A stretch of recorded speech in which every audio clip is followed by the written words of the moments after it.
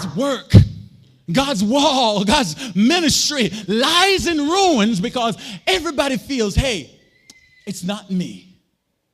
When it requires a sacrifice, it requires us doing something to begin to see the manifestation of God. So he said, you see the trouble we're in?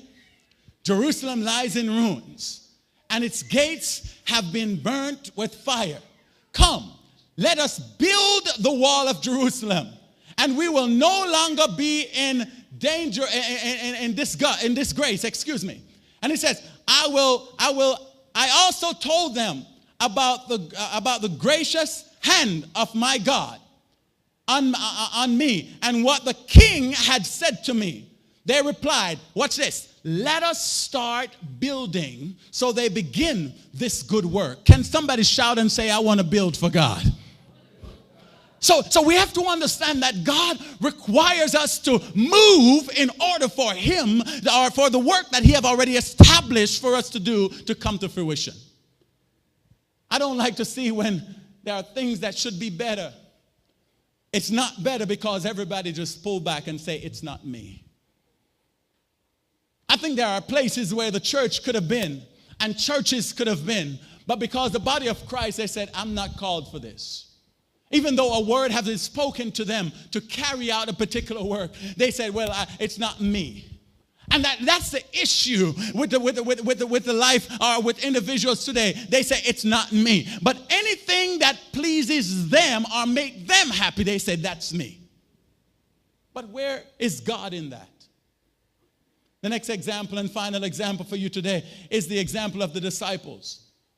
The example of the disciples, when Jesus fed the 5,000, he involved his disciples into the miracle. It was amazing to watch how he involved them. It wasn't just, Jesus, I'm just doing stuff, but he involved them because he had a partnership with them. So he asked them to bring the little, he asked them to bring the little that they had, a few loaves and fishes. Their act of bringing what they had allowed Jesus to multiply. And why? Because it was important for them to do something. Can I talk to somebody today? Look with me in Matthew chapter 14, 15. It says, as evening approaches, the disciples came to him and said, this is the remote place, and it's already getting late.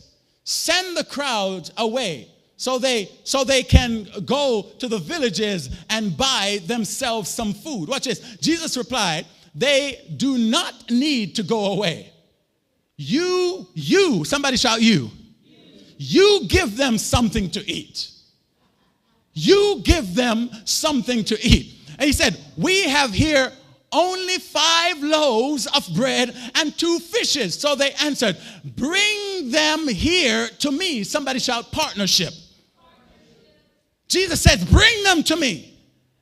And he directed the people to sit down on the grass, taking the 5 loaves and the 2 fish, and looking up to heaven, he gave thanks and he broke them. And what's incredible, and I'll paraphrase here, he said at the end of the day, they all were satisfied, and glory be to God. And at the end of the day, they were able to pick up 12 baskets full of leftovers from 5 loaves and 2 fishes. But Jesus said, this is a partnership thing. We are going to feed them and we're not going to send them away. If you want to see God work, we have to do something.